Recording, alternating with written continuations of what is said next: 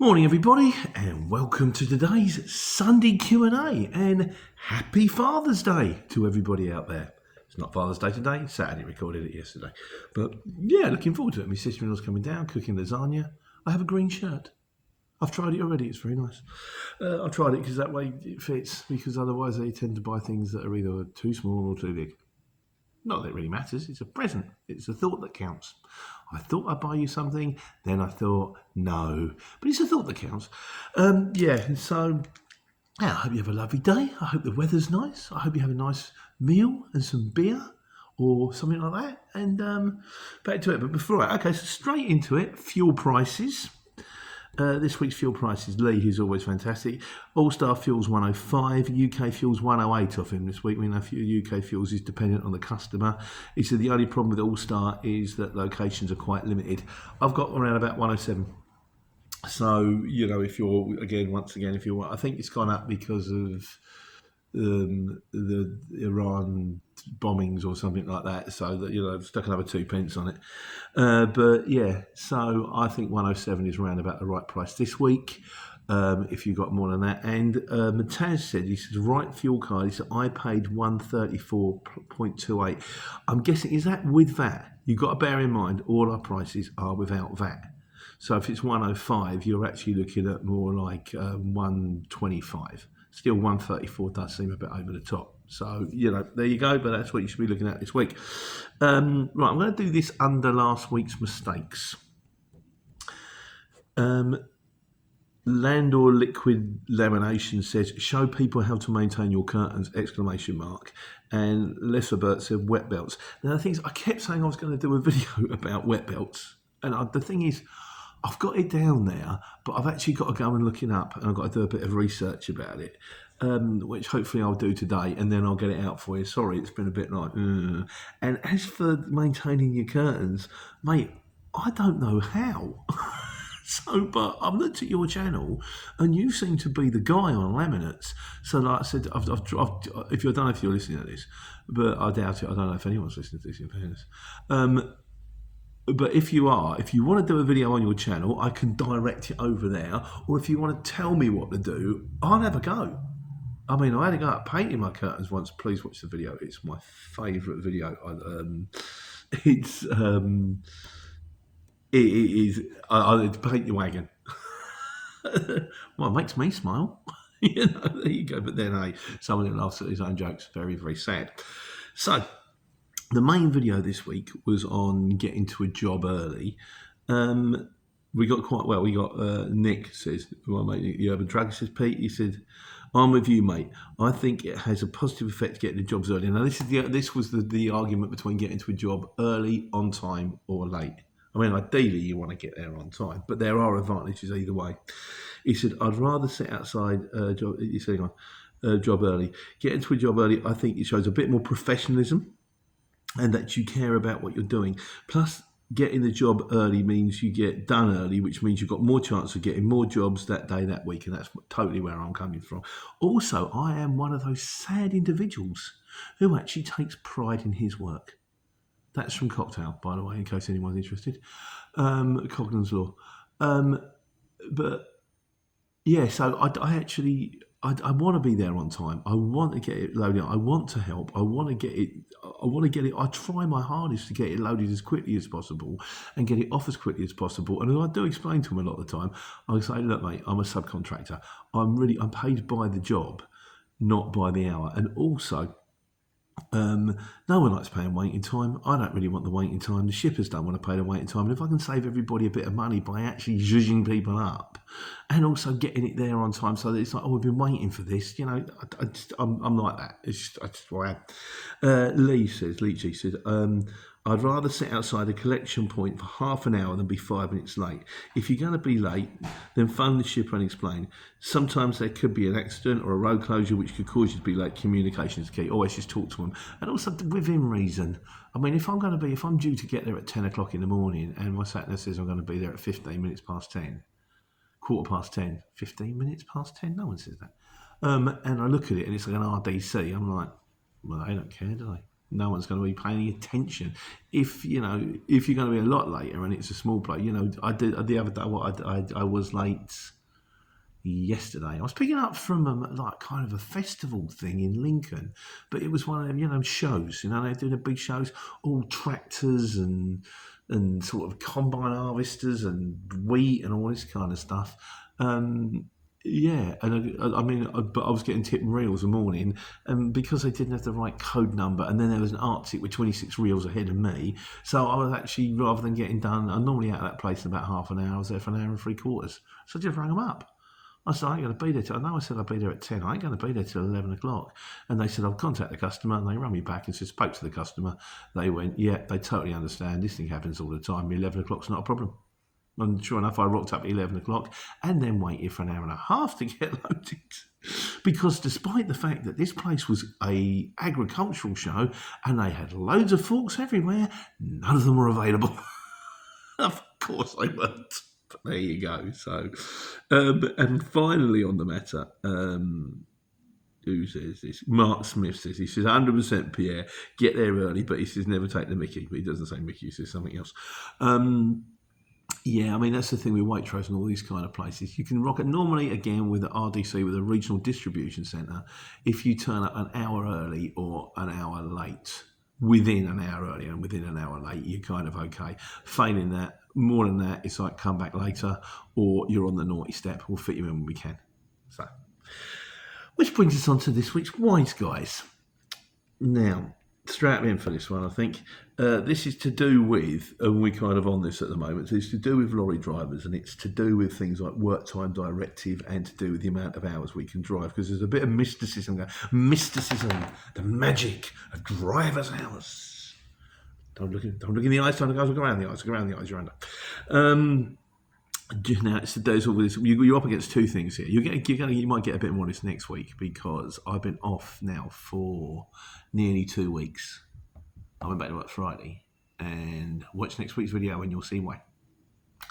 Right, Jackal says, right, there are 60 hours in a working week. This is work time directive. You can't work more than 60 hours a week.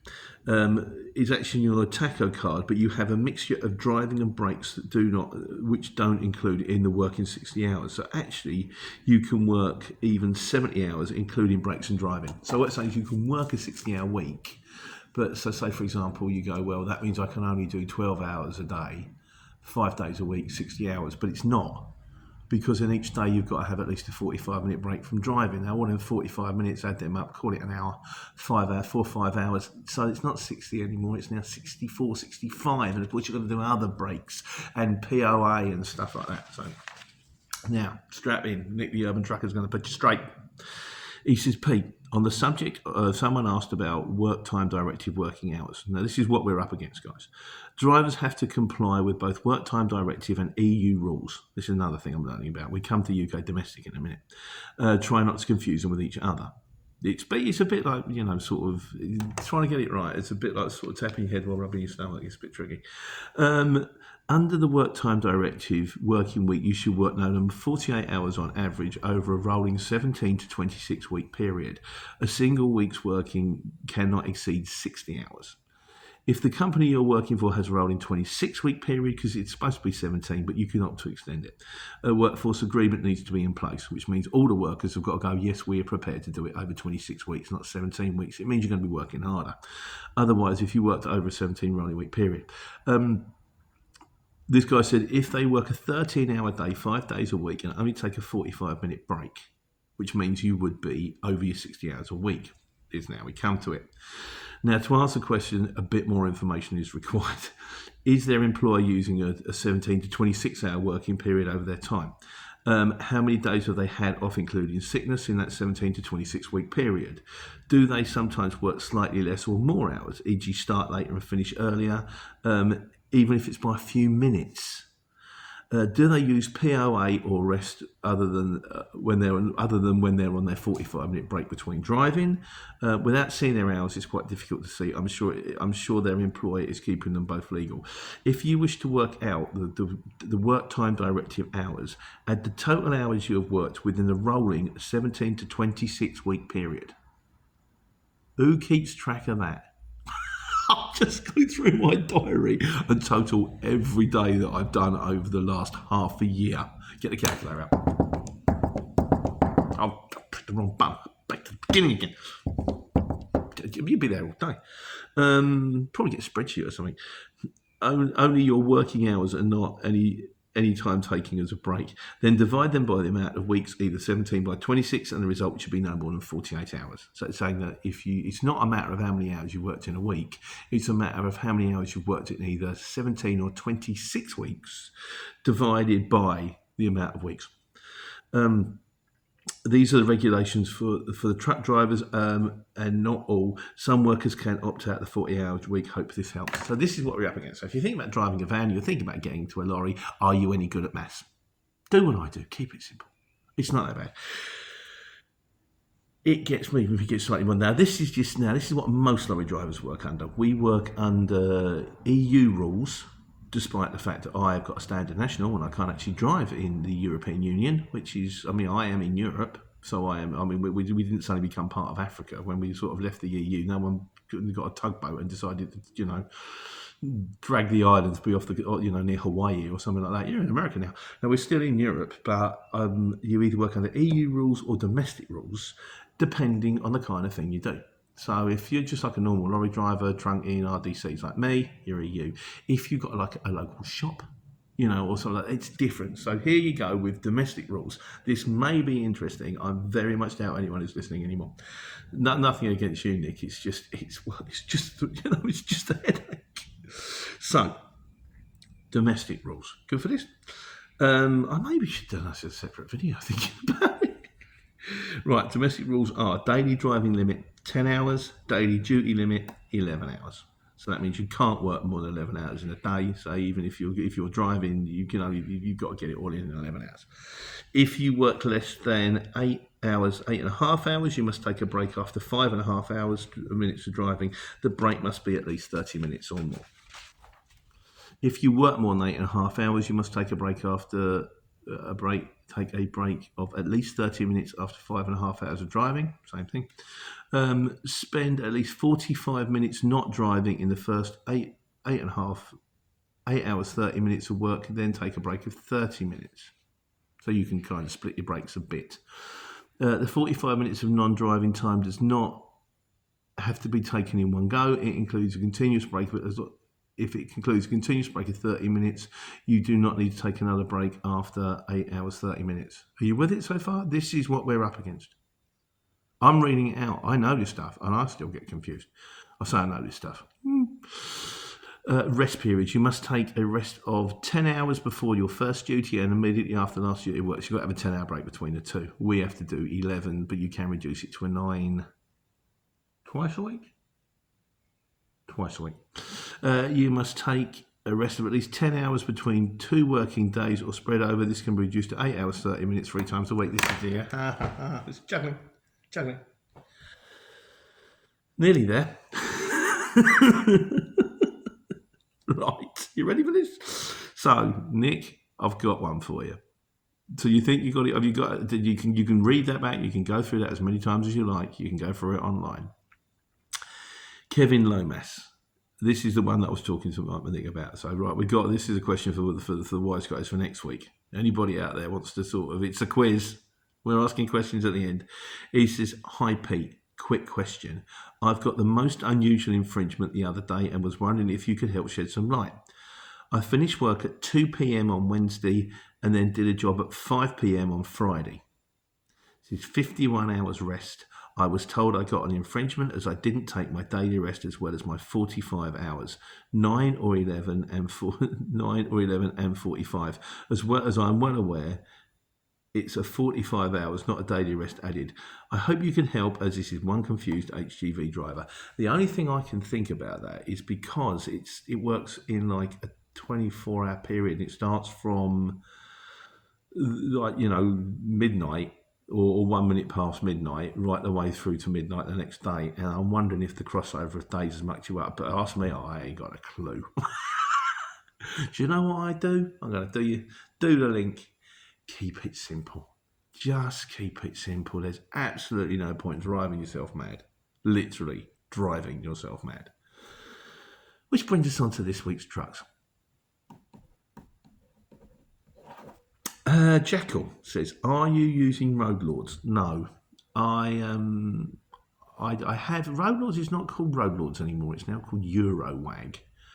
I do use it very rarely to get me out of trouble. But to be honest with you, and I'll do you a link. This is a good one. This that's I found a way of using Waze.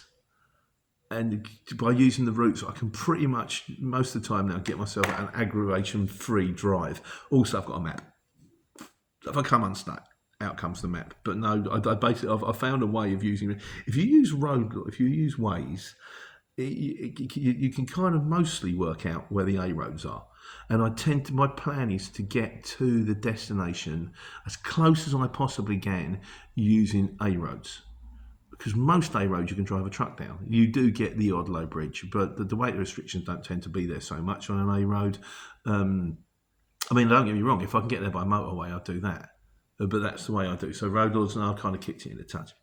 I know there are fantastic truck sat navs out there. Apparently, a lot of people swear by TomTom Pro.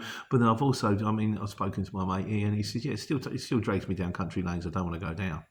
Oh, okay, so I'm going to do 500 quid in a sat nav for it to do exactly what I can do by looking at a map. I think I'll go with a map. Right, miscellaneous. Mickey says, on best vans. He says, for vans, even though it's not enforced, this is to do with working time with vans. You see, now if you're in a van and you think, I just heard what you said about learning, how many hours I'm allowed to drive, and I've decided to stay in my van. For vans, even though it's not enforced, you must always remember if you get in an accident, and if it's serious enough, you may get caught out, which is true. I mean, they say there's no real regulations on vans. There are regulations on vans, which aren't too dissimilar to the ones there are on trucks.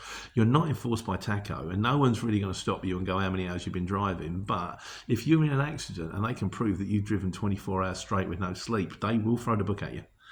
And as for booking, it's because I did the one where I kind of troubled, didn't I? By telling the guy that I was available when I wasn't. Booking, he says, until confirmation comes in, I'm not booked.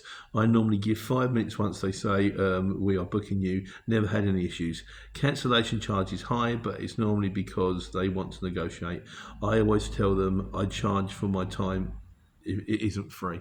Yeah, which I think is fair enough. It's what I would say to him. I say, I've always said to him, I've always thought about going, what are you doing tomorrow? Do you fancy coming and sit in my garden for 3 hours for no apparent reason whatsoever? It's Saturday. Just sit and stare at a wall. I ain't going to pay you. Not really. Why do you want me to do it? You just want me to just sit here for free. Having said that, in trucks is slightly different. I mean, the job prices are a lot higher. And I think I think you've got to be reasonable that within the job, because the prices are a lot higher, it's a bit like, well, you're getting paid, and we know it's a lorry, we know it takes longer to load, we know it takes longer to unload, so it's part of the course, to be honest with you. This is what it is, which is a tautology, by the way. I never realised that. I always thought a tautology was where you say the same thing twice in a sentence. Like I've got a big, massive car. You just said that twice. And it can also be a statement where it's true, but actually doesn't tell you anything. Like, it is what it is. It's true, but you just doesn't actually say anything, does it? Any more advantages of tautologies, please put them in the comments. Finally, we're nearly there, guys and ladies. White Van Man says, yeah, he said about the same thing. He said it's tough. 9 times out of 10, the shipper doesn't call you back, even when they tell you they will. I know. Nobody loves me. There we go.